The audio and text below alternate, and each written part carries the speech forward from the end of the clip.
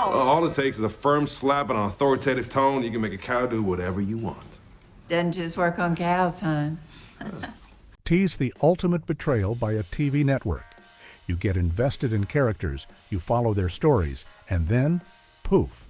The show is canceled on a massive cliffhanger, leaving you hanging forever.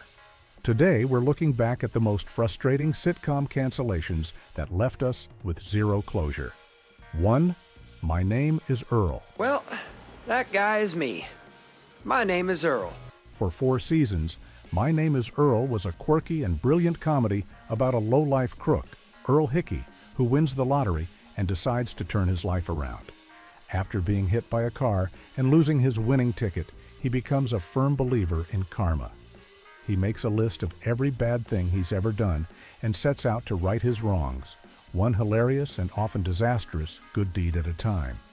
The show was a single-camera comedy with a unique voice, a talented ensemble cast including Jason Lee, Ethan Suplee, and the brilliant Jaime Pressly, and a whole lot of heart.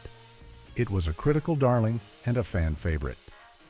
In the Season 4 finale, a major storyline involving DNA tests reveals that Earl is not, in fact, the biological father of his ex-wife's son, Earl Jr. In a shocking twist, the episode reveals that Darnell, the Crabman, is Earl Jr.'s real father. The episode ends with a cliffhanger. A DNA test for Darnell's own son reveals that he is not the father, raising the question of who the real father is. The wild part is, the show was abruptly canceled by NBC after this episode aired, leaving the paternity of Darnell's son a complete mystery. Creator Greg Garcia later revealed that his plan for Season 5 was for Earl to never finish his list, realizing that his true reward was the good person he had become. But fans never got to see that ending, and the question of who fathered that child still hangs in the air. The paternity of Darnell's son remains a mystery, but our next show left its main character literally seeing ghosts, with no resolution in sight. 2. Jennifer Slept Here. You're not banging that ball around. You got the stereo up so high, I can hardly think. Oh, and what about you at 3 a.m. in the morning? I'm trying to sleep and you got your TV set up there blaring out your old movie. The 80s were obsessed with high-concept family comedies that blended the mundane with the supernatural, and this one is a prime example of the formula. The show was about the ghost of a glamorous bombshell movie star from the golden age of Hollywood, Jennifer Farrell, played by the effervescent Ann Gillian. After her tragic death, her benevolent ghost decides to stick around and haunt her old Beverly Hills mansion. A new family, the Elliots, moves in from New York, completely unaware that their new home comes with a spectral roommate. It all boils down to this one twist, which was the entire engine and a core conceptual flaw of the show. For reasons never explained by the laws of the paranormal, only the family's gawky, awkward teenage son, Joey, can see and hear Jennifer's ghost. This set up a predictable but bizarre weekly scenario. Joey would have a classic teenage problem, a bully at school, trouble talking to a girl, and Jennifer would use her ghostly powers walking through walls, making objects float to help him. Of course, this meant that to everyone else in his family and at school, Joey was just a weirdo talking to himself, reacting to invisible shenanigans, and seemingly causing objects to move on their own. In the final episode, the family decides to sell the house, and Joey is faced with the prospect of leaving his ghostly best friend behind forever. The episode ends with him sadly saying goodbye, with no resolution as to whether he would ever see her again. The show was canceled, leaving Jennifer to haunt the house alone for all eternity. Jennifer was left to haunt her house alone, but our next show left its main character stranded in the past with no way home. 3. Voyagers. I shouldn't be doing this. I promised myself I wouldn't see men anymore. Why's that? Well, I'm deaf. Men aren't interested in a deaf wife. This early 80s sci-fi adventure was a history class disguised as a fun TV show. It followed Phineas Bogg, a member of a society of time travelers called Voyagers, who, along with his young companion, an 11-year-old orphan named Jeffrey Jones, would travel through time to make sure history unfolded correctly. Bog was a charming, leather-vested adventurer who knew next to nothing about history. Jeffrey was a walking encyclopedia. Their secret weapon was a magic pocket watch called the Omni, which would glow red when history was wrong. From the outside, it seemed simple, until you dig deeper. The show was surprisingly educational, with each episode focusing on a different historical event or figure, from Cleopatra to the Wright brothers. It was a fun and engaging way to teach kids about history. The chemistry between the two leads was fantastic, and the show had a real sense of adventure. In the final episode, Bog and Jeffrey successfully help a fellow voyager, but the episode ends like any other, with the Omni flashing, signaling that history is wrong somewhere else, and our heroes jumping into the next adventure. There was no grand finale, no sense of closure. The show was canceled by NBC after one season, meaning that, in the show's universe, Bog and Jeffrey are still out there, forever correcting history, never getting a chance to rest or return to their own times. The cancellation left fans without closure, and the real-life death of star John Eric Hexum a year later, during a different project, ensured that a reunion or movie to wrap up the story was unlikely. The Voyagers are still lost in time, but our next show left its main character facing a firing squad with no last-minute rescue. Quark. First, my name is Adam Quark, commander of this ship. In the late 70s, in the wake of Star Wars, every network was desperate for a sci-fi hit. This led to Quark, a bizarre and brilliant sitcom that was a direct parody of Star Trek. The show followed the adventures of Adam Quark, the commander of a United Galactic Sanitation Patrol ship whose job was to clean up the galaxy. His crew was a collection of hilarious misfits: a half-human, half-plant science officer named Ficus, a transmute who could change into any form, and two beautiful but identical clones named Betty, one of whom was a clone of the other, but it was impossible to tell which was which. The show was a clever and goofy spoof of sci-fi tropes created by the great Buck Henry. Here's where it all takes a sharp turn. The show was too weird for its time. It never found a large audience and was canceled after just 8 episodes. The final episode, The Good, the Bad, and the Ficus, ends with Quark and his crew being sentenced to death by a villainous alien named the Baron. The episode ends with Quark facing a firing squad, a clear and deliberate cliffhanger that the writers hoped would force the network to bring them back for another season. The gamble didn't pay off. The show was canceled, and as far as the official canon is concerned, Captain Adam Quark and his entire crew were unceremoniously executed. Quark was executed by his network, but our next sitcom ended with its main character making a life-altering decision, and we never got to see the consequences. 5. The Grinder. Dean. Rake, it's Mitch. Your brother. Damn, such a pro. You're already in character. I'm sorry, I'm in what? It's kind of a relief, actually. I thought I was going to have to apologize for stealing your show. I'll see you on the dance floor. This brilliantly meta sitcom starred Rob Lowe as Dean Sanderson, a famous actor who played a lawyer on a long-running legal drama called The Grinder. After his show ends, he moves back to his small hometown in Idaho and decides that his years of playing a lawyer have qualified him to actually be one. He joins his family's real-life law firm run by his younger brother, Stuart, played by the great Fred Savage.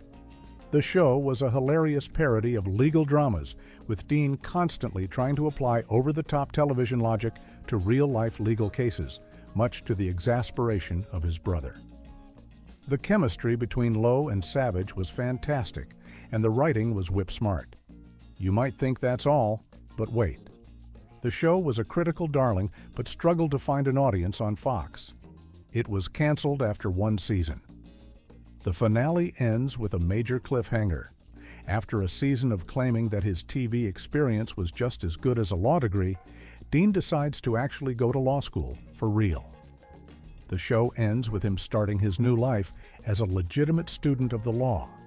Fans were left to wonder what would have happened next. Would he have become a real lawyer? Would he have dropped out immediately? We'll never know. Dean Sanderson went to law school, but our next show left its main character literally stranded at the altar. 6. Lois and Clark, The New Adventures of Superman. Dr. Carlin, a lot of people have tried to get me on a couch, and after all this time, I don't think I'm going to start with a psychiatrist. In my experience, it's the people who say they're fine that need help the most.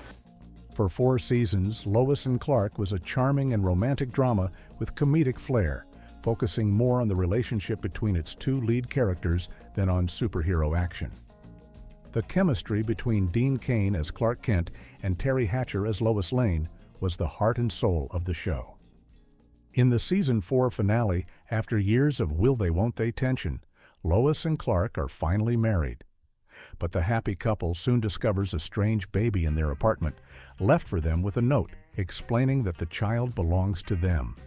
The baby suddenly begins to display superpowers, and the season ends on that shocking cliffhanger. The wild part is, the show was then abruptly canceled by ABC.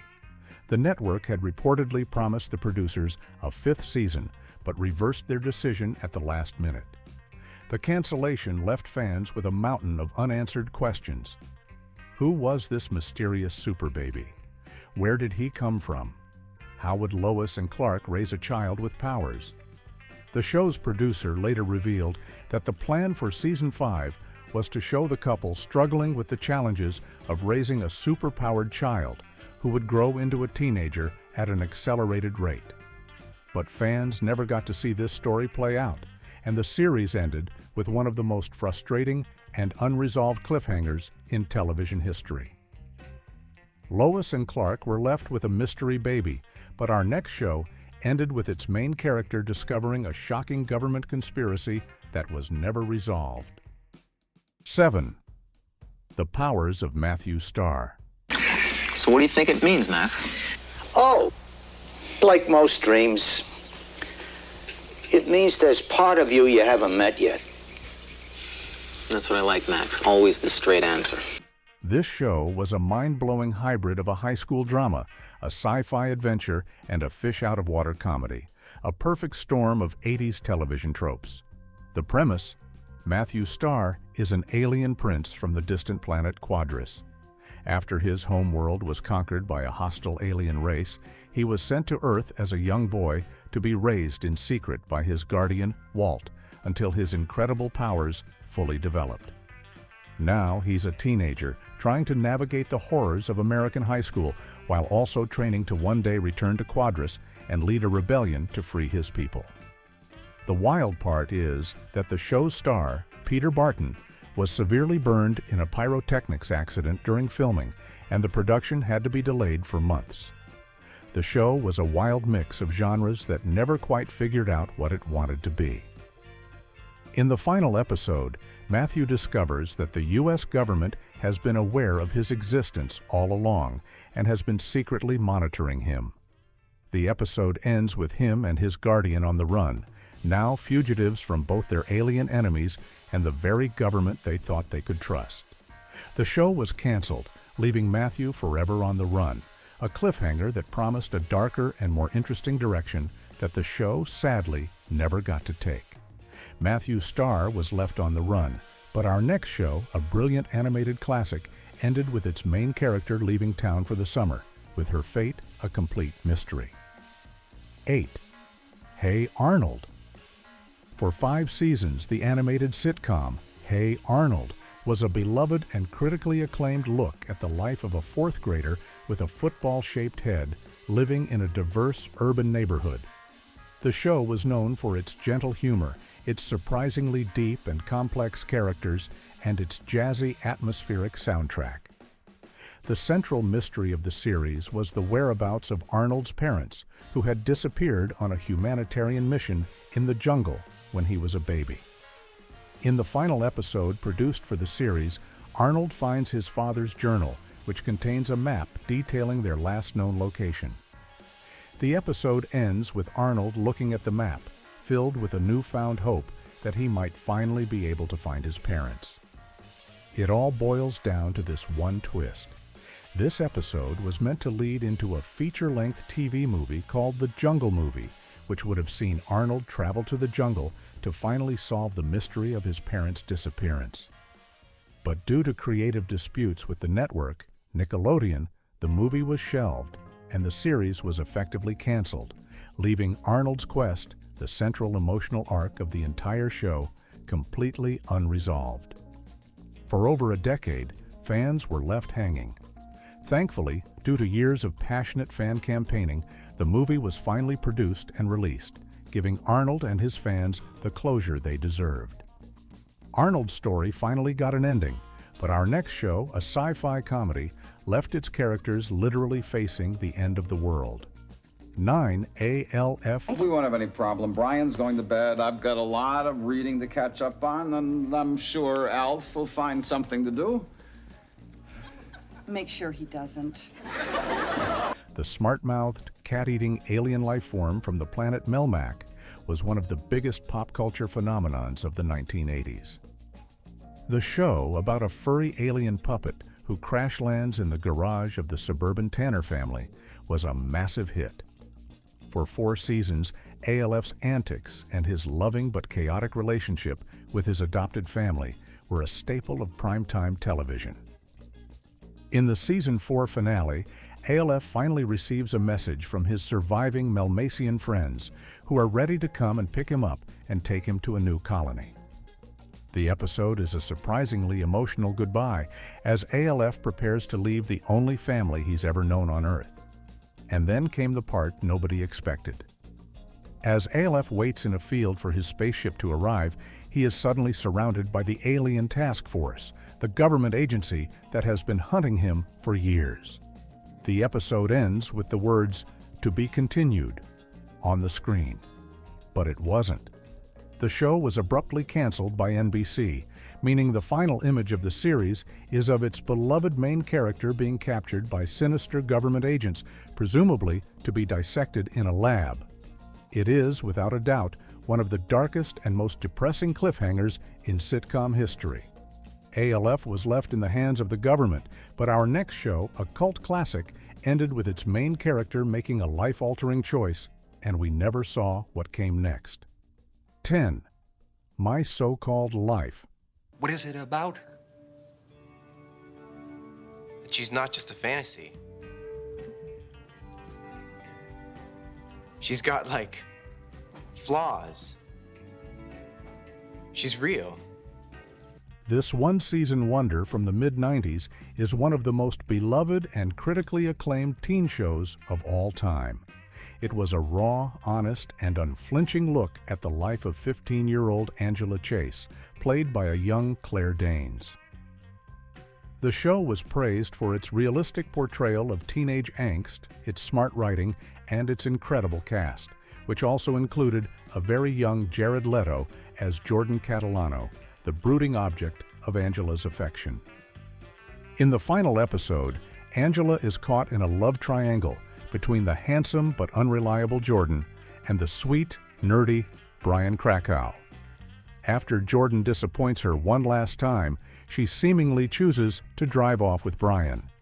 But here's where everything flips upside down.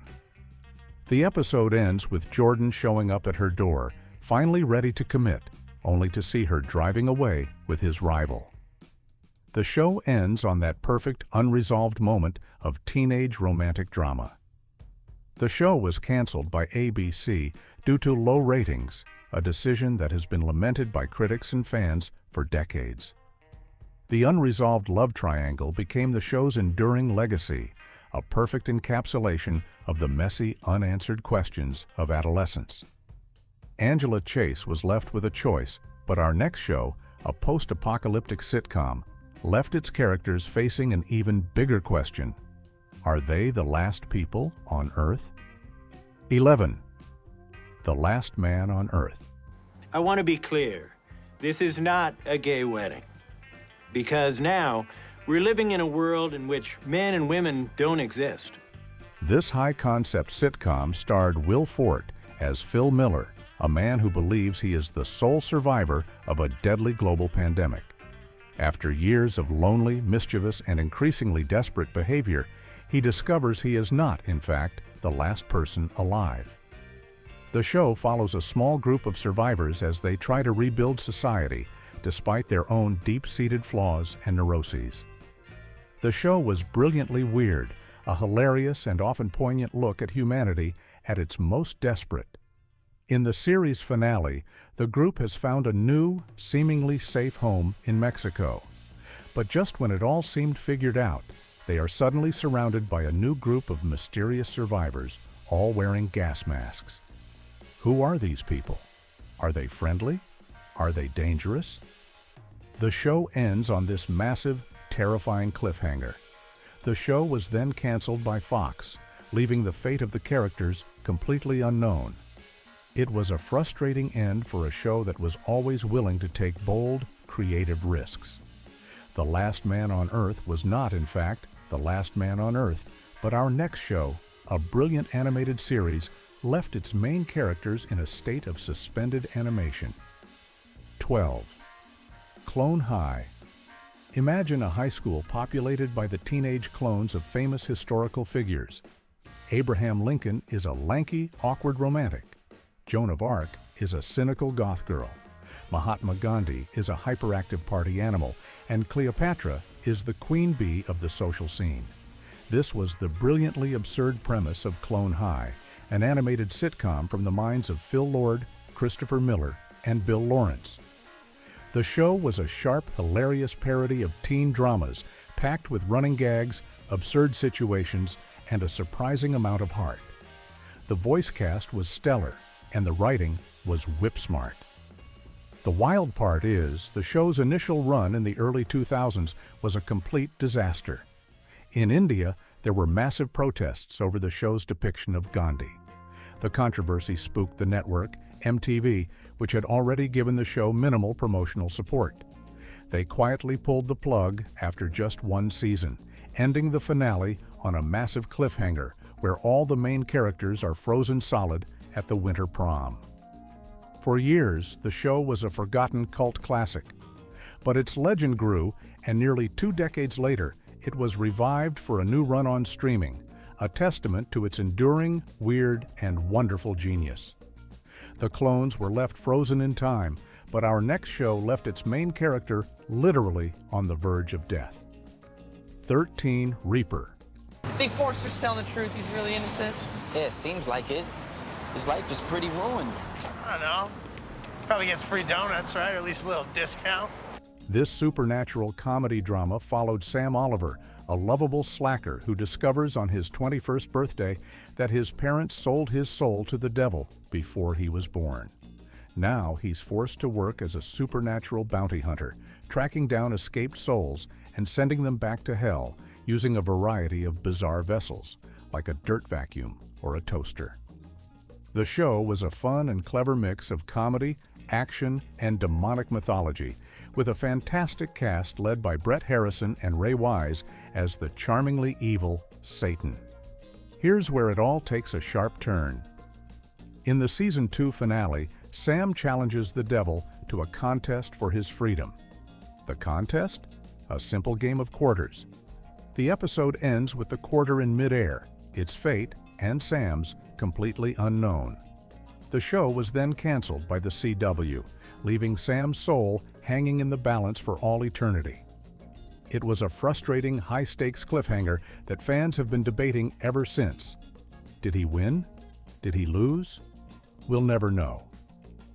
Sam's soul is still in limbo, but our next show, a brilliant sketch comedy, was canceled so fast it won an Emmy after it was already dead. 14. The Ben Stiller Show. Well, let me tell you something.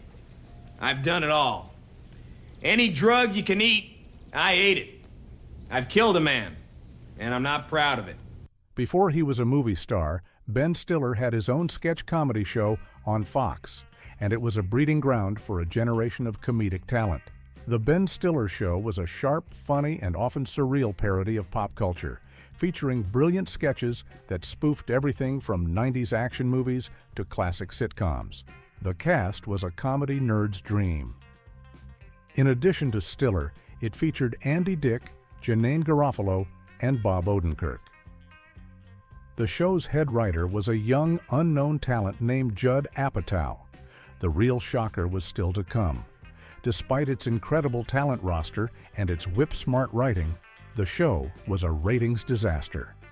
Fox had no idea how to promote its quirky, pop-culture-obsessed humor, and they canceled it after just 12 episodes. And then came the part nobody expected. Months after it was canceled, The Ben Stiller Show won an Emmy Award for Outstanding Writing, a final bittersweet validation of its brilliance. The show's legacy is immense. Its cast and writers would go on to define comedy for the next 2 decades, but its original run remains a classic example of a show that was simply too smart and too cool for the room, leaving fans to wonder what other brilliant sketches were left on the cutting room floor. The Ben Stiller Show was an Emmy-winning failure, but our next show was a charming and witty sitcom that was a critical darling but fell victim to the dreaded Friday night death slot. Better Off Ted's. I'd like to believe, after everything I've done for this company over the years, they'd show me a little more loyalty than this. I know it's hard to accept that giant companies don't care about people. I know how hard it was for me when I first realized it. In the morally bankrupt, soul-crushingly absurd world of the mega-corporation Viridian Dynamics, Better Off Ted was a workplace comedy unlike any other. The show starred Jay Harrington as Ted Crisp, a well-meaning executive trying to navigate a company that weaponized pumpkins, grew cowless beef in a lab, and developed an uncomfortably itchy office chair, all in the name of progress. The show was known for its whip-smart, satirical writing and its unique gimmick of having Ted frequently break the fourth wall, speaking directly to the audience to comment on the insanity around him. Portia de Rossi was brilliant as his ruthlessly ambitious and emotionally detached boss, Veronica, and the ensemble cast had a perfect comedic chemistry. Here's where it all takes a sharp turn. Despite being adored by critics who praised its clever writing and unique style, the show was consistently hampered by its network, ABC. It was given a terrible time slot, bounced around the schedule, and received almost no promotional support. It was canceled after 2 brilliant but low-rated seasons. The final episode ends with Ted having a moral crisis, realizing his company might actually be evil, a cliffhanger that promised a major shift in the show's direction. Ted was left with a moral crisis, but our next show was a puppet-led parody of celebrity culture that was too sharp and too strange to survive. 16. Greg the Bunny. I'm gonna cut up the pretty boy. Yeah, let's see how demographically desirable he is with one arm. Please, Mr. Rochester, I'm a bunny. I'm fabricated. I'm one of you, my brother. Shut up. In the early 2000s, a sitcom arrived on Fox that featured a cast of humans interacting with a cast of foul-mouthed, existentially troubled puppets. This was Greg the Bunny, a show based on a public access series that followed the behind-the-scenes drama of a children's puppet show called Sweet Knuckle Junction. The main character was Greg, a naive rabbit puppet who gets a job on the show, only to discover the world of children's television is a dark and cynical place. His co-star, Warren the Ape, was a washed-up alcoholic monkey puppet who resented Greg's success. The show was a brilliant, hilarious, and often profane satire of Hollywood, starring Seth Green and Eugene Levy. It was supposed to be easy, until it wasn't. The show was a critical hit, but its bizarre premise and adult humor made it a tough sell for a mainstream audience. Fox aired the episodes out of order, confusing viewers, and then quickly canceled it. The final episode ends with the children's show being taken over by a new, soulless corporation, leaving the fate of Greg and his friends uncertain. But everything changed in one moment when the show's creators refused to let it die. It was revived for a new season on the Independent Film Channel, and the character of Warren the Ape even got his own spin-off series on MTV, a testament to the show's enduring cult appeal. Greg the Bunny was too weird for network TV, but our next show was a smart and funny sitcom about sports reporters that couldn't find a stable home. 17, Sports Night. What? Could you say that part again? I happen to be a graduate of the Wharton School. Have people ever tried to kill you? Yeah, but I defend myself with my superior wit and guile. From the brilliant mind of Aaron Sorkin, the man who would later create The West Wing, came Sports Night, a sitcom set behind the scenes of a nightly cable sports news show. But this wasn't a show about sports. It was a show about the people who talked about sports. It was famous for Sorkin's signature rapid-fire walk-and-talk dialogue, its brilliant ensemble cast including Peter Krause, Felicity Huffman, and Josh Charles, and its perfect blend of laugh-out-loud comedy and heartfelt drama. It was a show that was as smart as it was funny, a critical darling that was unlike any other sitcom on television. Nobody saw this coming, but its network, ABC, was completely baffled by it. They insisted on adding a laugh track for much of the first season, a decision that Sorkin and the cast famously hated as it clashed with the show's naturalistic, single-camera style. The network also struggled to market it, unsure if it was a comedy or a drama. Despite winning multiple awards and developing a passionate fan base, the show struggled in the ratings and was canceled after just 2 seasons. The finale ends with several major unresolved romantic plot lines, particularly between the characters of Casey and Dana and Dan and Rebecca, leaving fans to forever wonder if their favorite couples would ever get together. Sports Night left its fans with romantic questions, but our next show was a cult classic that left its fans with a question of life and death. 18. Pushing Daisies. This show was a work of art, a forensic fairy tale about a pie maker named Ned who has the ability to bring dead things back to life with a single touch. But there's a catch. A second touch means they're dead forever. And if he keeps them alive for more than a minute, something of equal life value in the vicinity dies. Ned uses his power to solve murders, briefly reanimating victims to ask them who eliminated them. The show was a visual masterpiece with a vibrant, hyper-saturated look and a whimsical, witty tone. But here's where it all takes a sharp turn. The central romance of the show was between Ned and his childhood sweetheart, Chuck, whom he has brought back from the dead. Because he can never touch her again, their relationship is a beautiful and tragic dance of near misses and creative affection.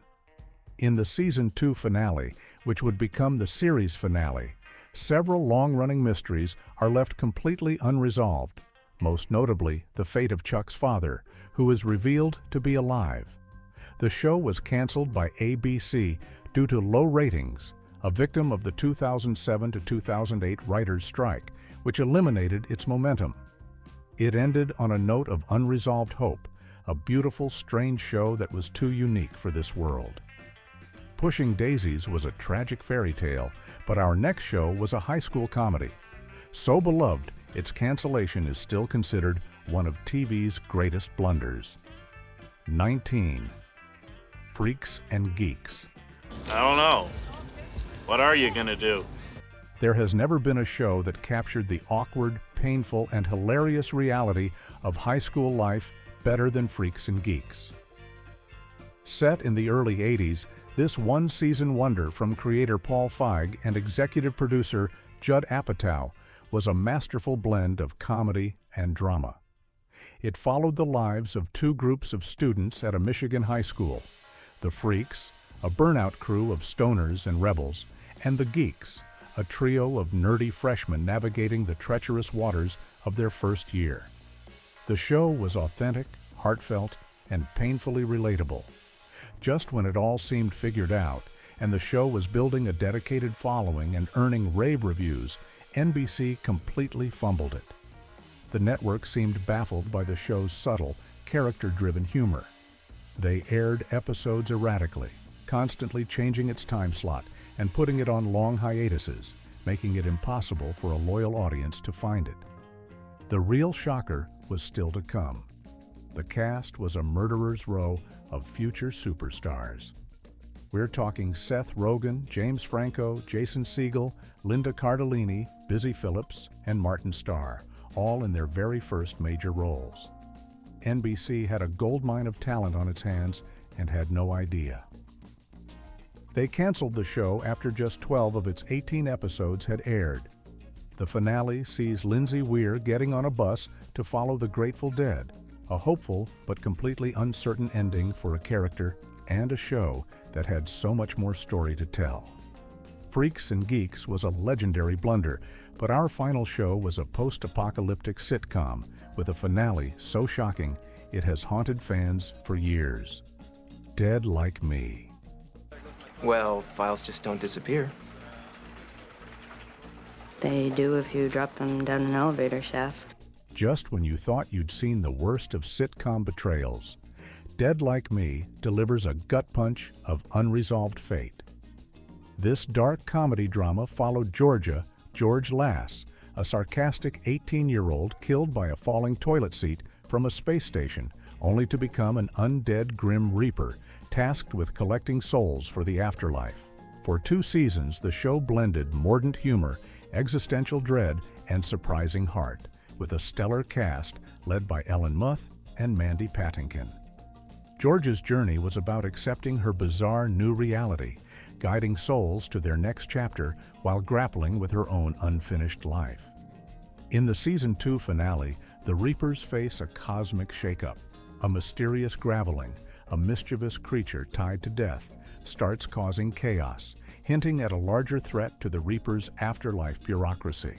The episode ends with George discovering a cryptic note suggesting her own death might not have been an accident, a shocking twist that promised a deeper conspiracy.